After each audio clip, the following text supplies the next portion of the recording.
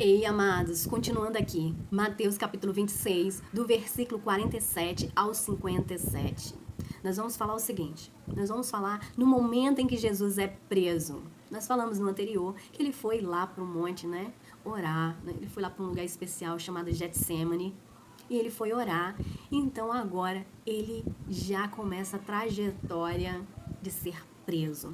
Então vamos ver o que acontece? Versículo 47. E estando ele ainda a falar, eis que chegou Judas, um dos 12, e com ele grande multidão com espadas e varapaus, enviada pelos príncipes dos sacerdotes e pelos anciãos do povo. Versículo 48. E o que o traiu tinha-lhe dado um sinal, dizendo: o que eu beijar é esse, prendei-o. Olha, a traição veio com um beijo, gente. Versículo 49. E logo, aproximando-se de Jesus, disse: eu te saúdo, Rabi, e beijou-o. Pensa bem. Por isso que é preparar-te uma mesa perante mim na presença de meus inimigos, porque seus inimigos estão dentro da tua casa. Jesus, ele foi traído pelos seus discípulos, um dos 12, por um beijo gracioso, né? Versículo 50. Jesus, porém, lhe disse: amigo, aqui vieste. Então, aproximando-se eles, lançaram mão de Jesus e o prenderam. Versículo 51. E eis que um dos que estavam com Jesus, estendendo a mão, puxou da espada e, ferindo o servo do sumo sacerdote, cortou-lhe uma orelha. Versículo 52. Então Jesus disse-lhe: embainha a tua espada, porque todos os que lançarem mão da espada, a espada morrerão. Por isso tem um ditado, né? Quem ferir com a espada será ferido. Então, do mesmo jeito, aqueles que fazem alguma coisa de ruindade para alguém, aquela mesma ruindade vai vir sobre ele. Por isso que a gente evita fazer ruindade com as pessoas, porque a gente sabe que vai retornar, não é verdade? Jesus ensinou: embanhe a sua espada, porque quem com ferro fere será ferido. Então, se com a espada você fere, com a espada você morrerá. Então, Jesus marca aqui o versículo 52, guarda no seu coração, passa para as outras pessoas. Tudo de ruindade que fizermos com as outras pessoas vai retornar para nós. Está queimado em nome de Jesus. Deus tem misericórdia de nós, Deus, porque às vezes nós pecamos sem saber que estamos pecando. Magoamos pessoas sem saber que estamos magoando. Deus que nos perdoe pela misericórdia de Deus, eu peço misericórdia por nós. Porque a gente pode errar, gente, a gente pode errar todo o tempo. Então, versículo 53. Ou pensas tu que eu não poderia agora orar a meu Pai e que ele não me daria mais de 12 legiões de anjos? Marca na sua Bíblia o versículo 53, por Jesus. Mas ele não fez, porque ele já teve aquela conversa em particular, sabe? Com Deus, e já estava sendo feita a vontade de Deus e não a dele. Porque se ele pedisse, ele ia mandar as 12 legiões. Ele ia pedir, porque Jesus falou: eu sou bom, bom é meu Pai. Porque Jesus já tinha pedido esses 12 legiões de anjos e feito um estrago naquele lugar. Pois o próprio Jesus, ele falou que se ele quisesse, versículo 53, ou você pensa que eu não poderia agora orar a meu Pai e que ele não me daria mais de 12 legiões de anjos? Quer dizer, Jesus ia pedir 12 legiões de anjos. Ele falou assim: ele não me daria?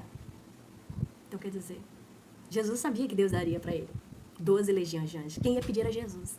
Por isso que quando ele fala: bom é meu Pai, porque ele ia pedir 12 legiões de anjos.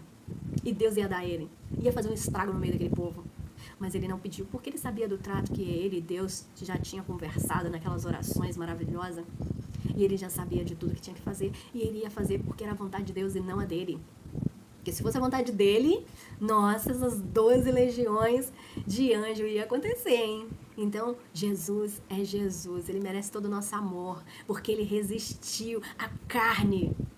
A carne é fraca. E ele só descobriu isso porque ele veio em carne e osso. Por isso ele falou: o espírito está pronto, mas a carne é fraca. Se Jesus não tivesse vindo em carne e osso, ele não sentiria nada do que a gente sente. E ficaria impossível ele saber o que a gente precisa. Mas Jesus veio em carne e osso e ele sabe que a carne é fraca. Mas o espírito é forte, é pronto. Então, naquele momento, ele queria ceder. Mas ao mesmo tempo ele sabia da grandiosidade que o esperava. os milagres e tudo que vai acontecer de bom se ele fizer o que foi determinado. Por isso ele não pediu as 12 legiões de anjos, mas deixou bem claro para os discípulos que ele poderia pedir e Deus daria e tudo aquilo acabaria. Mas ele não podia porque já estava determinado que aquilo tudo tinha que acontecer. Certo? Então vamos lá. Versículo 54. Como, pois, se cumpririam as escrituras se ele pedisse 12 legiões de anjos? Não ia se cumprir. Então ele deixa bem claro no versículo 54, marca aí na sua Bíblia também, como, pois, se cumpriria as escrituras se aquilo acontecesse. Que dizem que assim convém que aconteça. Que dizem que assim convém que aconteça. Então tem que acontecer conforme foi determinado por Deus. Jesus veio no propósito e assim vai ser concretizado. Então Jesus, ele mostra para os discípulos que se ele pedisse ao contrário, Deus atenderia, mas ele estava ali numa missão que tinha que ser concretizada. A mesma coisa na nossa vida. Nós podemos pedir as coisas para Deus, a gente também sabe que Deus tem plano para nós. Mas a gente pode pedir como Ezequias? Sim. E Deus pode mudar o rumo da história. Jesus deu esperança para nós, que pode ser mudado. Jesus só quis fazer a vontade de Deus. Ele fez uma proposta, ele fez, mas ele sentiu que tinha que ser a vontade de Deus e não a dele. Ele aceitou. Assim somos nós. Jesus nos ensinou a orar. Ezequias, Deus determinou, arruma tua casa que tu vai morrer. E ele não aceitou, ele foi orar, Deus, mas todas as lutas que eu lutei em teu nome, tudo que eu fiz. E Deus falou, tá bom, me agradei da sua oração, vou aumentar para você 15 anos. Ezequias vacilou, errou depois? Errou, mas os 15 anos estavam lá. Se ele viveu como escravo ou como rei, isso seria uma escolha dele. Mas viveu como escravo por quê? Porque não obteve a sabedoria.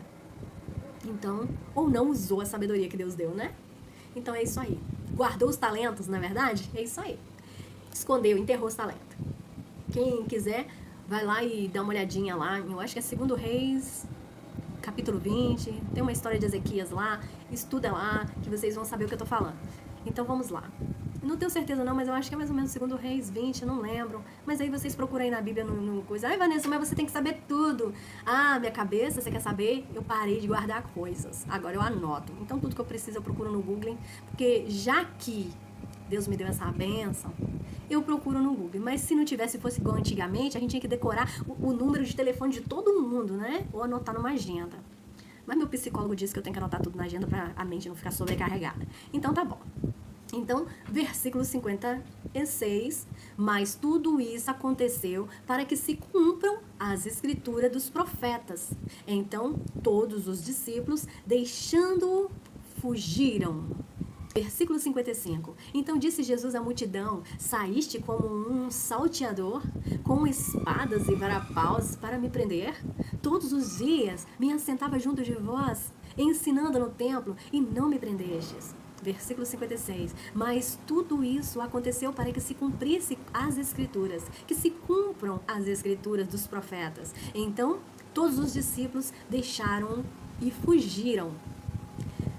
Bem, os discípulos fugiram porque assim estava determinado que eles iriam se dispersar, não é? Iam ferir o pastor e as ovelhas iam se dispersar. E assim aconteceu. Todos eles fugiram nesse momento em que chegou aquela multidão para prender Jesus. Versículo 57.